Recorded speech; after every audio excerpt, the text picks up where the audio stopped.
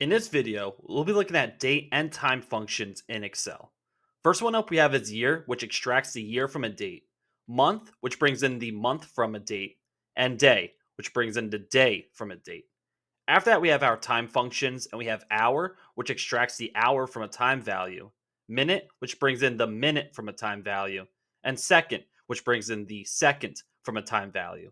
And the last one up we have is text, which formats a date or time value as text in a specific format. Without further ado, let's get right on to our video. Okay, so we have our data right here for our video, and this one's going to be a little bit quicker than the others. This one's going to be a little more self-explanatory. However, I want to go through each one individually. So we have here, we have things like our deal ID, company name, sales rep, deal date and time, and deal amount. And over here, these are basically the functions we'll be using to pull in the information. So if we go over here to F2, we'll be using the month function to extract from the deal date and time right here in D2. So all I have to do here is do equals month. And I have to say, okay, what is the cell I'm looking to do? I'm looking to do D2. Close it up. And there we go. So it's going to come back with a numeric value. So we get the number 8. And like I said, I'm just going to keep going. I'm going over to day now. So I go over here to G2 equals day. And once again, I'll be pulling in from D2.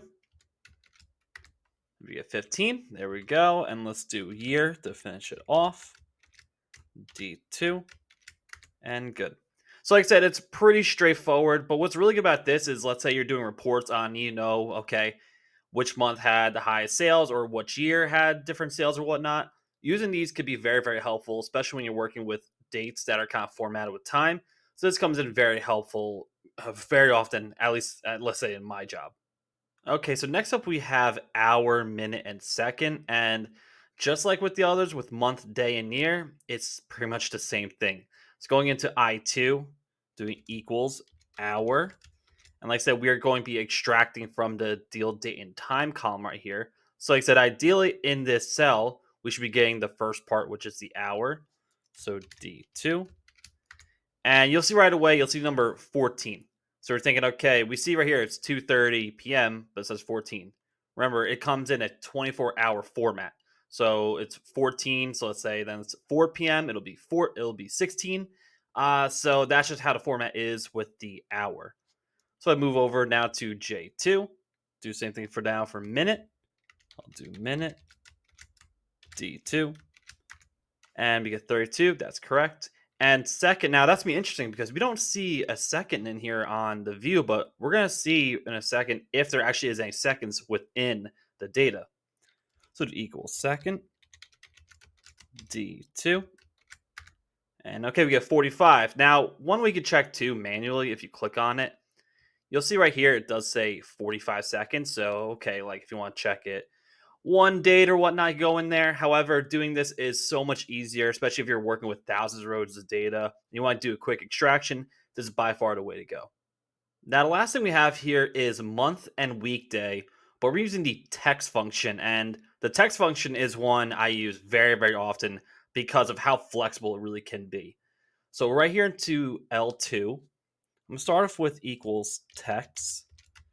It's going to ask you a couple things. It's going to ask you for the value you want to pull in and the format that you want it. So I'm going to do also D2. Now it's asking me, okay, what's the format? I want to show this as the full month. So you see the month is 8, which means it should be August. I want to say August all spelled out in L2. So within quotes, I'm going to type in the letter M 4 times. Close it up. And we get August. Because right now we're telling Excel within the 4Ms basically says, I want this to be a text format with the full word spelt out.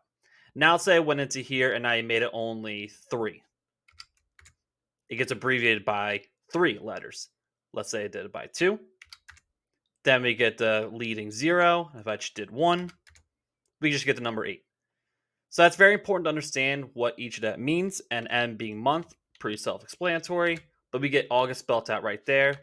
Now, if I want to do the weekday, I'm going to start the same thing with text. I'm doing from D2. And the format, so we got to think, right? For month, it was M. And if we're looking at a week day, the letter D is what we're going to be using for this. So if I type in D 4 times, 3, 4, close it up. We get that day is on Tuesday. And that come in very helpful if we want to understand, okay, maybe what days are being more popular with our deals. Are we getting more on Tuesdays or Fridays? This comes in very, very handy. And just like before with month, we could really go back and let's say we make this 3. It gets abbreviated. Keep going back again. Becomes the actual day. Go back again. It stays the same because there's no leading 0 because it's number 15. We're good there. Pull back to the 4 Ds right there. And we get Tuesday spelt out just the way we wanted it.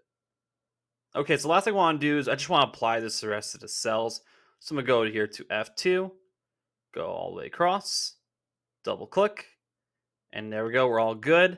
And like I said, this video, like I said, was pretty straightforward. However, the next one with the lookup functions, it's going to be pretty intense. And I'm really looking forward to diving into that. And I'll see you over there on the next video.